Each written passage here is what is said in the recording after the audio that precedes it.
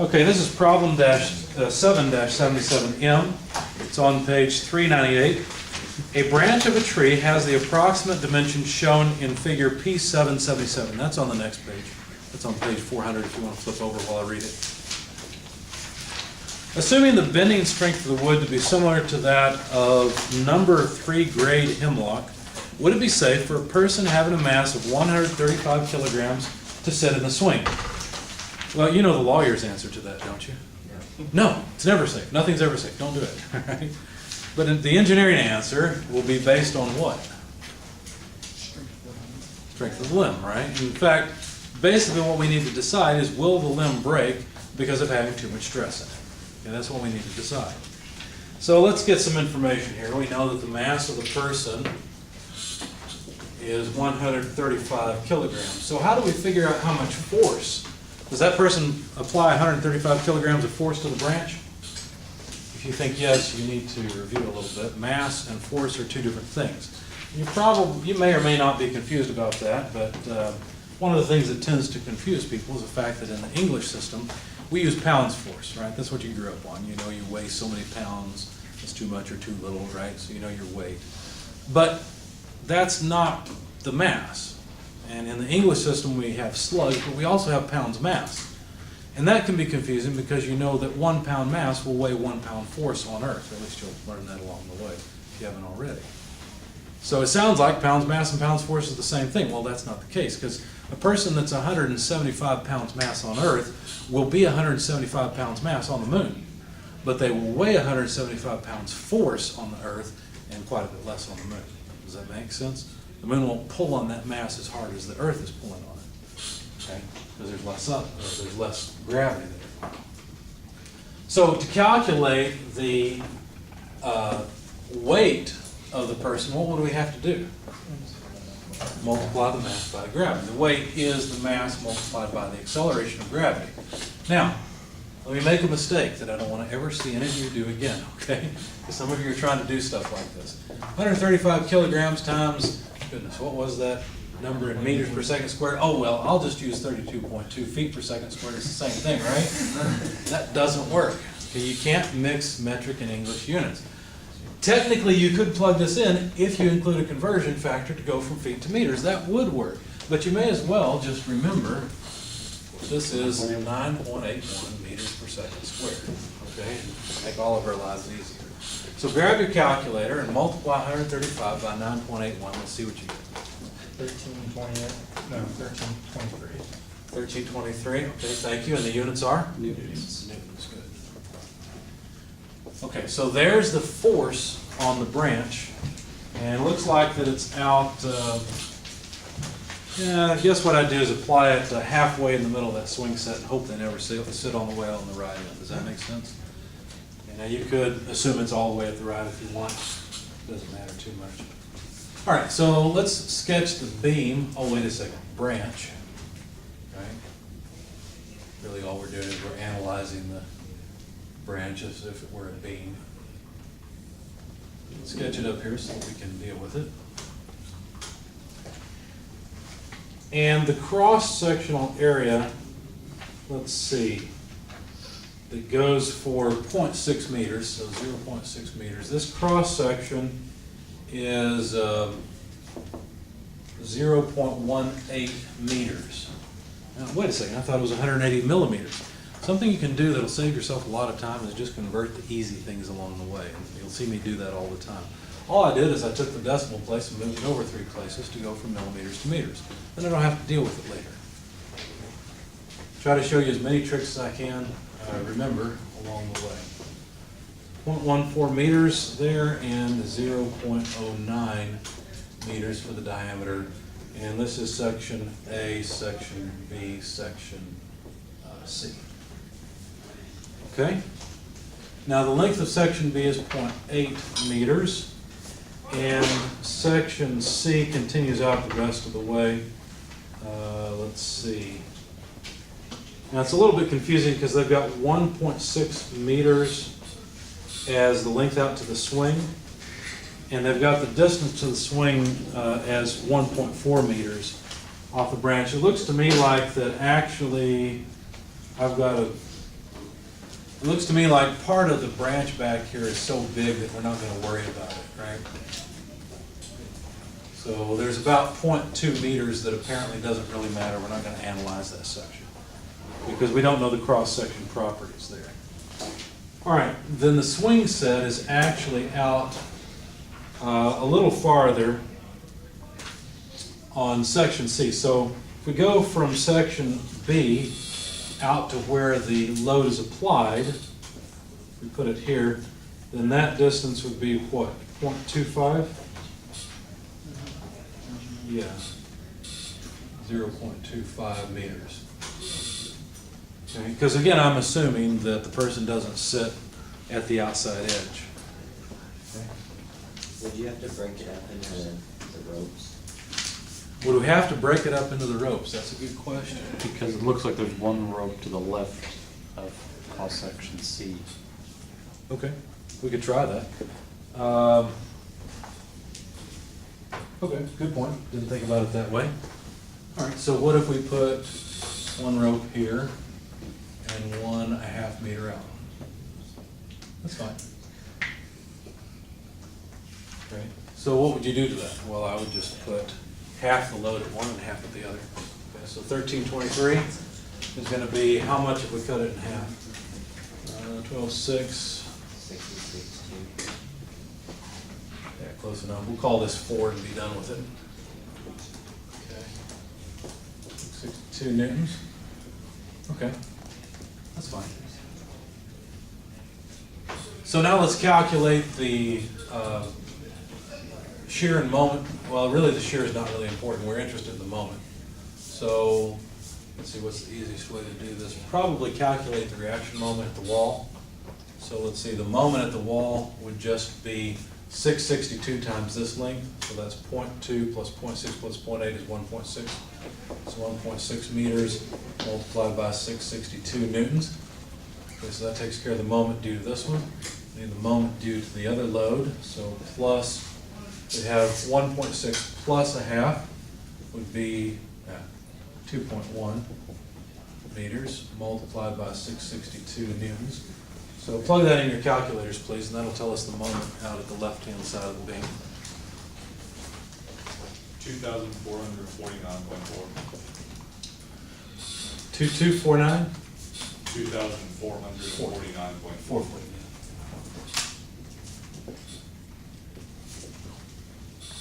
Okay, so basically there's the moment back here.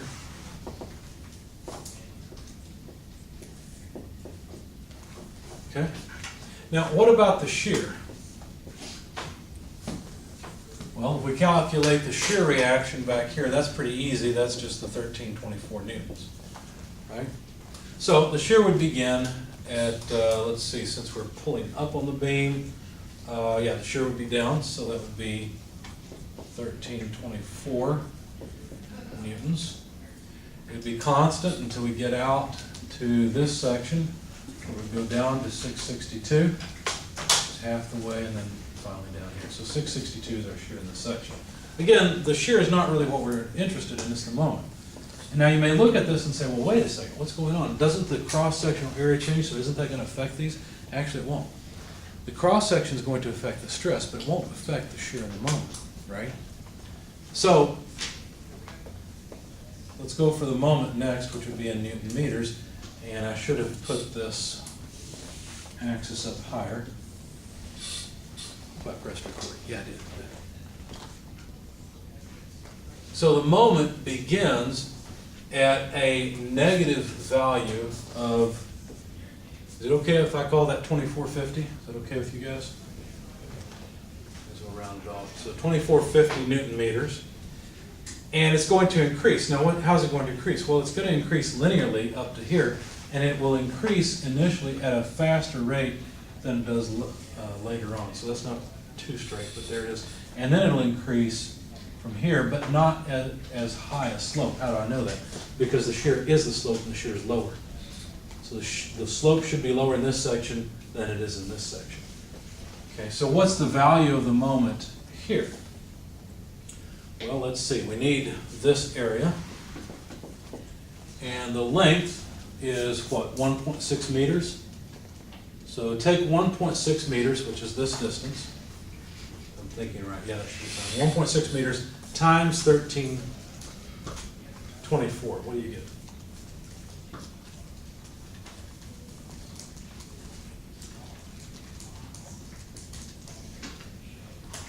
2,118. Okay, 2,118. So the delta, the change, is 2,118 newton meters. So now subtract that from the 2450, and we'll see what the magnitude of the moment actually is here. 331. 331 newton meters. Thank you. Now, just to verify, let's make sure that this area is 331. How would we do that? Well, we take a half of 662, which is 331. So good. We did that right. Now, we've got a small problem here because we really need to know the moment out at this section, right? Because if this section is going to fail anywhere, it's going to be back here. Because that's where the moment's the highest, right? Let's put some other color marks on this so we can see it.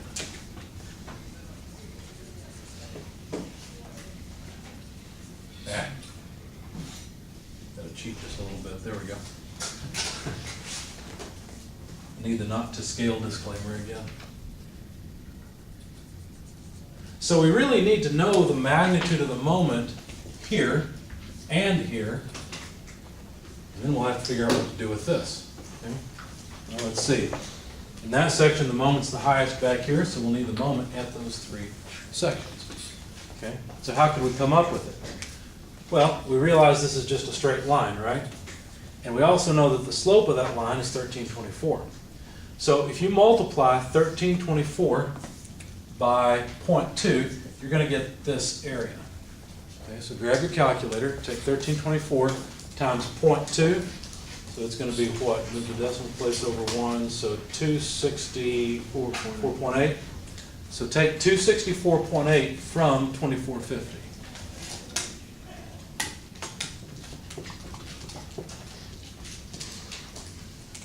So what's the magnitude of the moment? Let's put a note here. What is the moment there? 2185.2. 85.2. Anyone second that? Yep. Thank you. All right, now let's go over here and calculate the moment. So then all we're going to do is, let's just make our lives easy. Let's calculate this area, which is going to be 0.8 multiplied by 1324. Take that from 2450.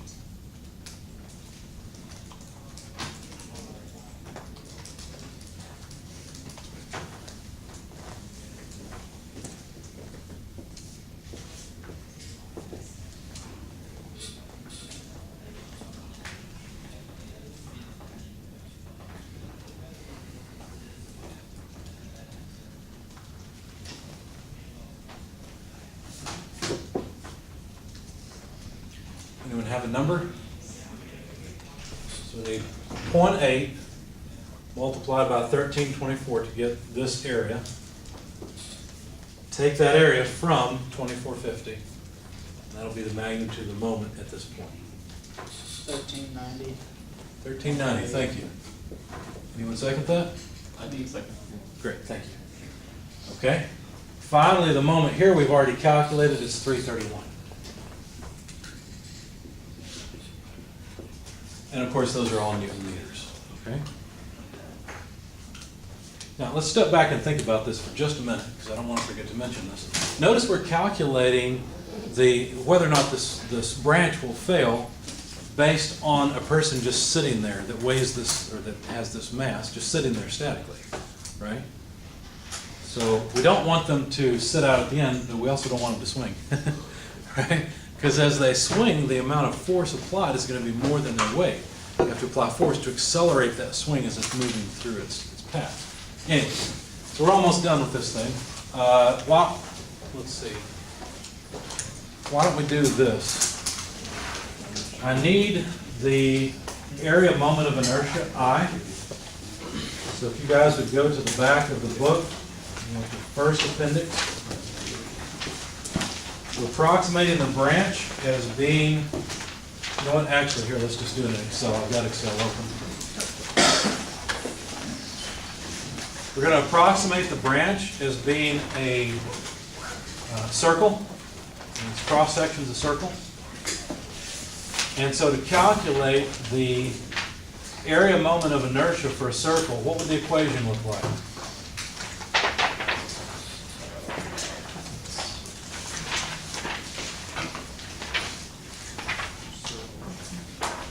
Page 690. Pi d to the fourth over 64, that's right. Now, what I'm trying to do is calculate all of them at once. The diameter of the branches, I've set up equations in Excel and make it a little larger so you can see it. The diameters of the branches at A are 0.18 meters, at B 0.14, and at C 0.09. So I just set up a real quick spreadsheet to calculate the areas. What would the units, I'm sorry, I keep saying areas, I mean the area moments of inertia. What would the units of these be? Millimeters? Meters to the fourth, because I plugged in meters. Changed it already. Okay, so over in Excel, for those of you on the video, I apologize you don't see this, but you can calculate it easily. I equals pi d to the fourth over 64. We just calculated that in meters to the fourth for all of these. Okay. So now what? Well, we need to calculate the stress as mc over I. Since I have all of this stuff already in the spreadsheet, I won't waste time. I'll just go ahead and plug in the moments and let Excel do the work for us. So let's insert a row. I guess I'll post this when I'm done with it too. This is I at the various cross sections. What cross sections? Well, we started off with A, B, C.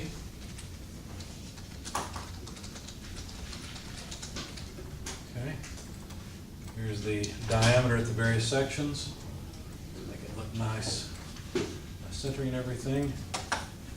And the next thing I'd like to do is have a column for the moment. I may as well use some units here as well. The moment has units of Newton meters. And the moments we came up with were 2185.2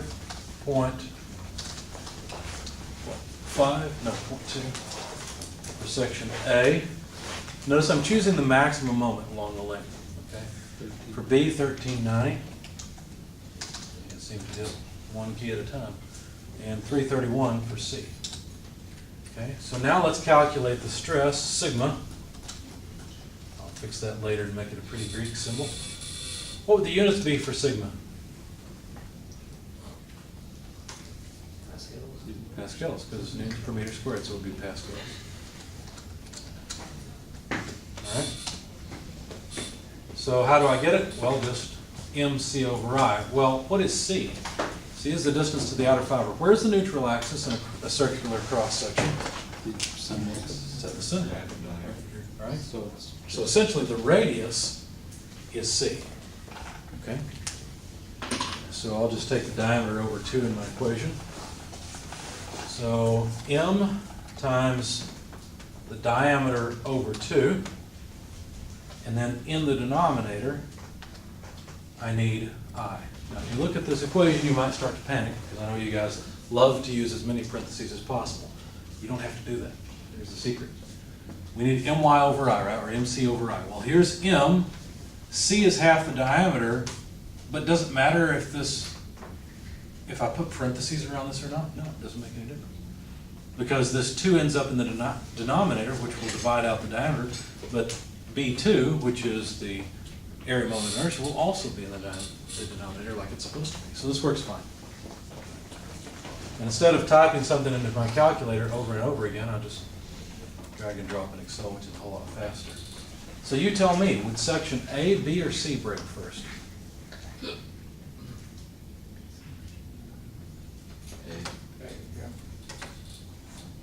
sure it's A? I think it's B. That's where the stress is highest, right? That's where I would expect failure first. So we don't really need this many decimal places. It's about 5 megapascals of stress, a little more. Now let's see, they said, what did they say this was? Hemlock? Or grade?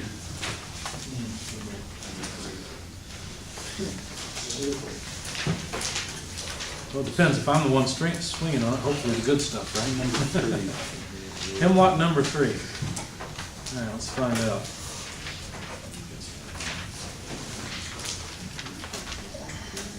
Hemlock number 3. Let's see, in megapascals. Well, if we're going to use the bending number, which is the only one that makes sense, it's 4.3 megapascals allowable. Will it break? Yep. Probably not a good idea to swing on this if you're that heavy. All right. Any questions? So it's going to break right there as far as we can tell. That makes sense, yeah. Highest shear. I'm sorry? Your lowest, I think your highest shear, your lowest. Well, it's not the highest moment, It's not the highest and it's not moment. the lowest area. What I mean though is, notice how it's the lowest area, like the ratio would be for shear area. Yeah, but the shear is not really part of our analysis. The shear is neglected all that. And so it's really the stress that we're interested in. All right, thank you guys for your patience.